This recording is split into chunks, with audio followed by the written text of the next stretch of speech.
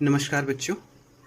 आज हम पढ़ेंगे वोल्टेज और धारा स्रोत का परस्पर रूपांतरण कैसे होता है, यानी कि conversion of voltage source into current source and conversion of current source into voltage source के बारे में। एक तरह का अगर आपको सोर्स दे रखा है, चाहे वो करंट सोर्स हो या वोल्टेज सोर्स हो, उसका दूसरे रूप में रूपांतरण कैसे किया जाएगा, इसी के बारे में हम पढ़ेंगे। तो सबसे पहले हम पढ़ते हैं कि वोल्टेज सोर्स को करंट सोर्स में कैसे बदलते हैं। वोल्टेज सोर्स को करंट सोर्स में कन्वर्ट करना, इसके बारे में पढ़ेंगे। सबसे पहले हम जान लेते हैं कि वोल्टेज सोर्स और करंट सोर्स को रिप्रेजेंट कैसे करते हैं। सबसे पहले एक प्रैक्टिकल वोल्टेज सोर्स लेते हैं। मान लेते हैं उसका सोर्स वोल्टेज जो है वो Vs है, ठीक है। इसका सोर्स वोल्टेज जो है वो Vs है, ठीक। और जो इसका इंटरनल रेजिस्टेंस है वो कितना है? इसका इंटरनल रेजिस्टेंस हम मान लेते हैं R1 है, ठीक। और ये क्योंकि ओपन टर्मिनल हमेशा होता है तो A और B दो टर्मिनल इसके हैं। ये है हमारा वोल्टेज सोर्स,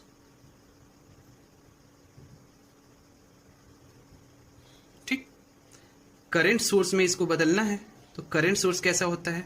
करंट सोर्स में एक तो करंट सोर्स Is होगा और इसके पैरेलल में इसका इंटरनल रेजिस्टेंस होगा।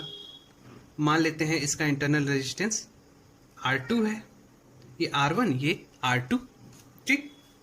ये है हमारा करंट सोर्स। देखिए, ये दोनों जो हमारे सोर्सेज हैं, वोल्टेज सोर्स और करंट सोर्स, आपस में इक्विवेलेंट तभी होंगे जबकि इन दोनों का ओपन सर्किट वोल्टेज आपस में सेम हो और इन दोनों का शॉर्ट सर्किट करंट भी आपस में सेम हो। यानी कि ए और बी टर्मिनल के बीच उतना ही वोल्टेज हो जितना कि अगर इसका सी और डी नाम दिया गया है तो सी और डी टर्मिनल के बीच में वोल्टेज है। इसी तरह ए, बी और सी, डी को जब शॉर्ट करते हैं तो दोनों की जो शॉर्ट सर्किट करंट है वो भी सेम होनी चाहिए, ठीक है। तभी ये दोनों आपस में इक्विवेलेंट होंगे और एक दूसरे में ट्रांसफॉर्म हो पाएंगे, यानी एक सोर्स से दूसरे सोर्स में इसको बदला जा सकता है, ठीक है। तो सबसे पहले कंडीशन लेते हैं कि पहला, दोनों सोर्सेस इक्विवेलेंट होंगे यदि ए कॉमा बी तथा सी कॉमा डी को शॉर्ट सर्किट करने पर इक्वल करंट फ्लो हो, ठीक है। क्योंकि हमको ट्रांसफॉर्म करना है तो हम मान लेंगे कि इसको शॉर्ट करने पर सेम करंट फ्लो हो रही है। उसके बाद क्या वैल्यूज में चेंज आता है, Is के वैल्यू में क्या चेंज आता है, वो चीज हम यहां से कैलकुलेट करेंगे, ठीक है। तो शॉर्ट सर्किट डायग्राम बना लेते हैं। Vs R1, ये है A और B, इसको शॉर्ट सर्किट कर दिए। शॉर्ट सर्किट करेंगे तो एक करंट फ्लो होगी, I शॉर्ट सर्किट, ठीक। इसी तरह Is को भी हमने शॉर्ट किया, यानी कि करंट सोर्स जो है उसको भी शॉर्ट करेंगे। अब ये हो गया C और ये D, इसको आपस में शॉर्ट कर दिए। अब देखिए आगे क्या होगा, क्योंकि ये अब शॉर्ट हो चुका है तो इसमें करंट फ्लो होने लगेगी। इसमें करंट क्या फ्लो है? I शॉर्ट सर्किट, ठीक। अब एक चीज देखिए, यहां भी C और D आपकी क्या है? C और D करंट फ्लो हो रही, सॉरी C और D के बीच में I शॉर्ट सर्किट फ्लो होगा, क्योंकि हमको शॉर्ट सर्किट करंट ही निकालनी है। अब देखिए I शॉर्ट सर्किट या IS इसको कह लीजिए, ISH, इसकी वैल्यू क्या होगी शॉर्ट सर्किट करंट की? इसमें total voltage divide by total resistance, वही करंट होती है। इस पूरे सर्किट में ISH फ्लो हो रही है, टोटल वोल्टेज Vs है और रेजिस्टेंस R1 है। तो ISH जो होगा वो क्या होगा? Vs by R1। क्लियर है? इसमें ISH की वैल्यू क्या होगी? ISH लिख दे रहे हैं शॉर्ट में, शॉर्ट सर्किट को। अब देखिए ये है IS, ठीक। जब शॉर्ट सर्किट कहीं हो जाता है तो क्या होता है? सारी करंट उस शॉर्ट सर्किट से या जीरो रेजिस्टेंस से होकर फ्लो होती है। और जहां कहीं रेजिस्टेंस होता है वहां से करंट फ्लो नहीं होती है। तो आईएस क्या होगा, यहां पर फ्लो बिल्कुल नहीं होगा। होगा कहां से, यहां से फ्लो होगा। तो सारी करंट जब यहां से फ्लो हो जाएगी, यानी यहां से कौन सी करंट फ्लो हो रही है, आईएस करंट। तो इस केस में आईएसएच की वैल्यू क्या हो जाएगी, आईएस हो जाएगी, क्योंकि ये पूरी आईएस करंट यहां से फ्लो होगी, यहां से नहीं फ्लो होगी क्योंकि ये शॉर्ट सर्किटेड है। ठीक है, पैरेलल में अगर शॉर्ट सर्किट होता है तो सारी करंट उस शॉर्ट सर्किटेड पाथ से फ्लो हो जाती है। ठीक, अब देखिए इसको कंपेयर करिए, इसको कंपेयर करिए, तो दोनों में आईएसएच कॉमन है। तो यहां से क्या पता चल रहा है, यहां से पता चल रहा है कि आईएस की value VS by are one के इक्वल होगी। तो इसको लिख लीजिए, IS equal to VS by are one. ठीक, ये वैल्यू हमको मिली आईएस की। ठीक, ये करंट सोर्स जो यहाँ पे है, जब ट्रांसफॉर्म करेंगे तो आईएस की value VS by are one आएंगे। ठीक है, अब दूसरी चीज क्या है, दूसरी चीज ये है कि जब दोनों सोर्स को क्या करेंगे, ओपन सर्किट करेंगे, तब ओपन सर्किट वोल्टेज भी सेम होना चाहिए। ठीक है, तो अब क्या होगा, मान लीजिए यहीं पर ओपन आपको दिख रहा है ना, तो इसी को ओपन मान लेते हैं। तो इसको चलिए एक डायग्राम बना ही लेते हैं। ये है VS, ठीक है, plus minus R1 A B। ठीक, इसी तरह इसको बना लेते हैं,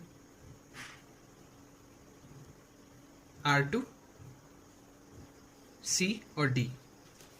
अब देखिए ये A और B टर्मिनल ओपन सर्किट है, तो कभी भी ओपन सर्किट में कोई भी करंट फ्लो नहीं होती है। यानी कि यहां पर जो करंट होगी, अगर मान लीजिए ये V ओपन सर्किट है, ठीक, यहां भी V ओपन सर्किट ये होगा। अब देखिए जब इसको ओपन करेंगे तो ये दोनों इक्विवेलेंट तभी होंगे जब A B के बीच का जो वोल्टेज है ओपन सर्किट वोल्टेज, वही वोल्टेज होगा C और D के बीच में। ठीक है, यानी जितना वोल्टेज यहां मेजर होना चाहिए वो उतना ही यहां मेजर होना चाहिए। ठीक, तो अब होगा क्या, इस केस में ओपन सर्किट वोल्टेज क्या होगा, क्योंकि ये पूरा सर्किट जो है ओपन है, तो खुले पाथ में कभी भी, ओपन सर्किटेड पाथ में कभी करंट फ्लो नहीं होती है। ठीक है, तो यहाँ जो करंट होगी आई, उसकी वैल्यू कितनी होगी, 0 होगी। जबकि इस केस में क्या होगी, आईएस जो है R2 से होके फ्लो होगा, क्योंकि इसको शॉर्ट सर्किट पाथ मिल गया, सॉरी इसको क्लोज्ड पाथ मिल गया। ठीक, और क्योंकि यहाँ करंट नहीं फ्लो होगी तो R1 में कोई वोल्टेज ड्रॉप नहीं होगा। इसका मतलब है VS जो है वो पूरा पूरा टर्मिनल वोल्टेज A और B के बीच में मिल जाएगा।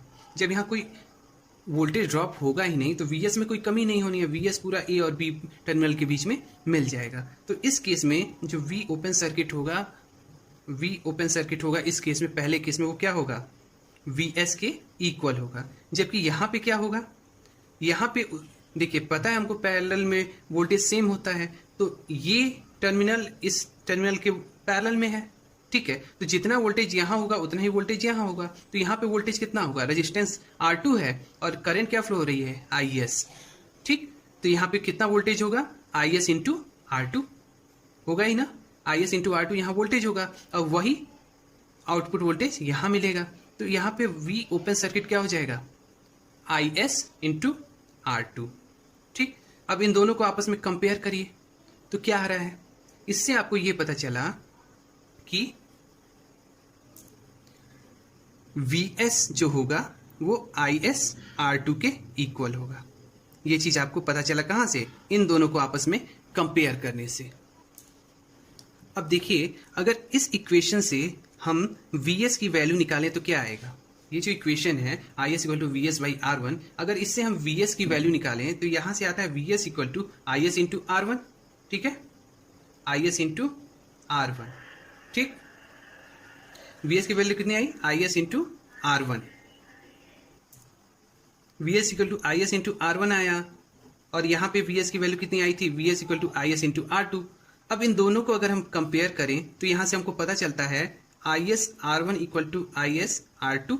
अगर IS कट गया तो क्या पता चलता है, R1 की वैल्यू R2 के इक्वल होगी। तो दो चीजें हमको पता चली, एक तो IS की वैल्यू क्या होगी और एक R1 की वैल्यू क्या होगी। ठीक है, तो ये दोनों वैल्यूज अगर हम इस करंट सोर्स में पुट कर दें तो ये किसका इक्विवेलेंट हो जाएगा, ये वोल्टेज सोर्स का इक्विवेलेंट हो जाएगा।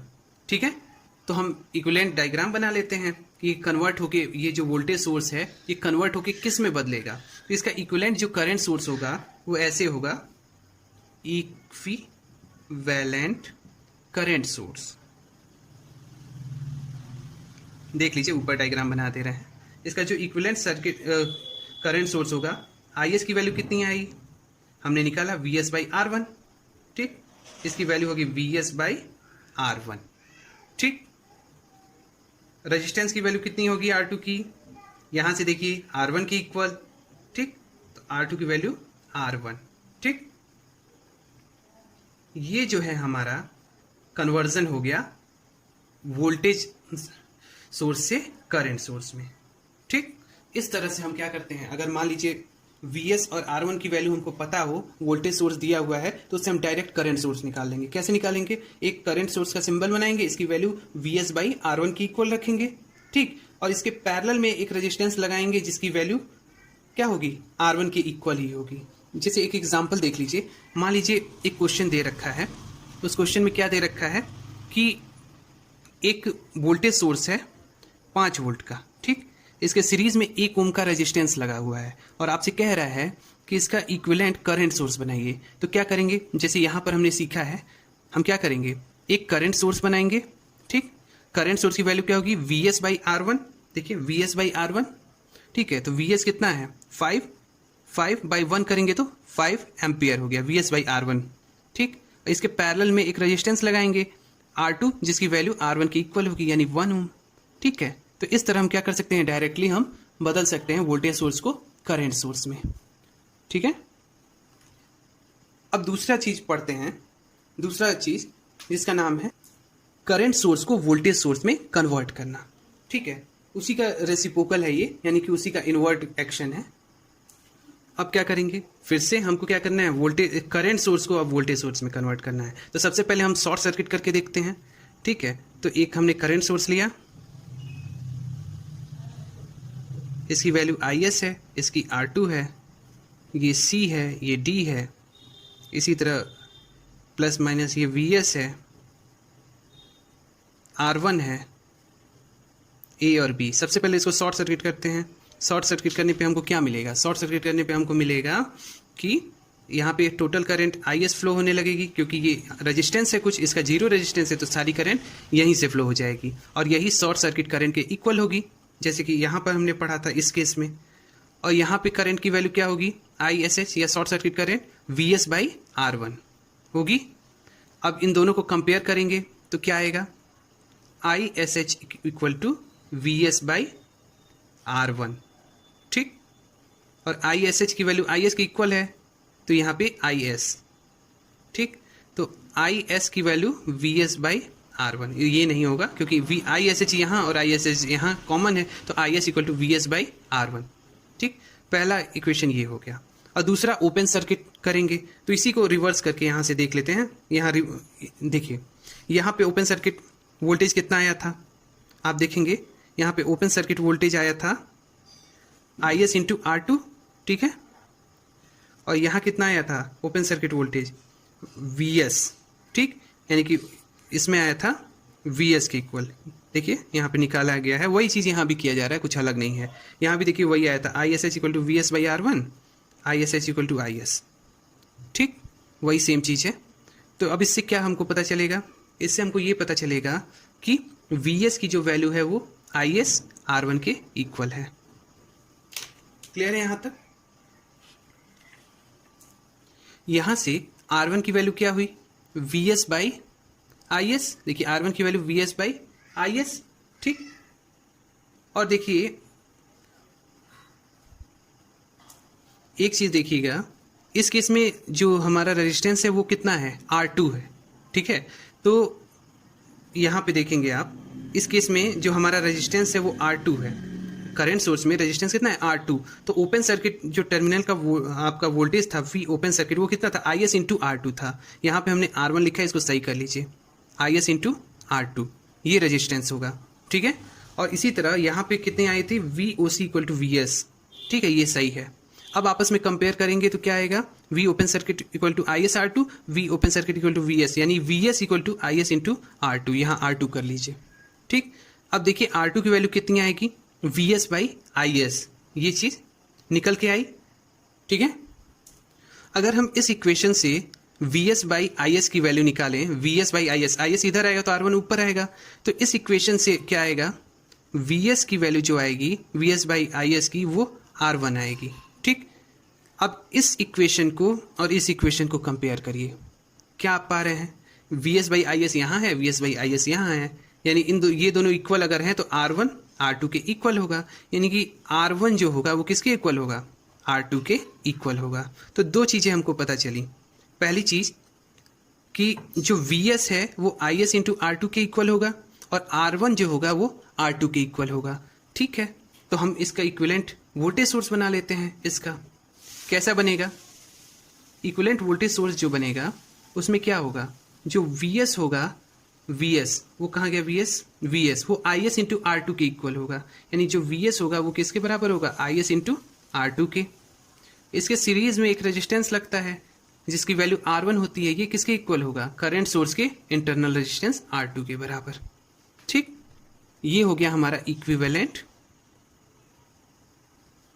Voltage source. किसका इक्विवेलेंट? ये जो हमारा करंट सोर्स था इसका इक्विवेलेंट। एक क्वेश्चन ले लेते हैं इसी में। मान लीजिए Is की वैल्यू 5 एम्पियर है, R2 की वैल्यू 1 ओम है। ठीक, तो इसका इक्विवेलेंट अगर हमको निकालना हो वोल्टेज सोर्स तो कैसे बनेगा? एक तो वोल्टेज सोर्स हमारा बनेगा, इसकी वैल्यू कितनी होगी? देखिए Vs value Is into R2, Is की वैल्यू 1 एम्पियर है, सॉरी 5 एम्पियर है, R2 की वैल्यू 1 ओम है, तो इसका हो गया 5 वोल्ट। इसके सीरीज में रेजिस्टेंस होगा R1 इक्वल टू R2, यानी कि R2 की वैल्यू कितनी है? 1 ओम। ठीक है, कितना आसान है इसको सॉल्व करना। ये हमारा इस क्वेश्चन का आंसर हो जाएगा। इक्विवेलेंट वोल्टेज सोर्स ऐसे बदल जाएगा। ठीक है, तो आज हमने पढ़ा वोल्टेज सोर्स को करंट सोर्स में बदलना और करंट सोर्स को वोल्टेज सोर्स में बदलना। ठीक है, आज के वीडियो लेक्चर में इतना ही। Thank you.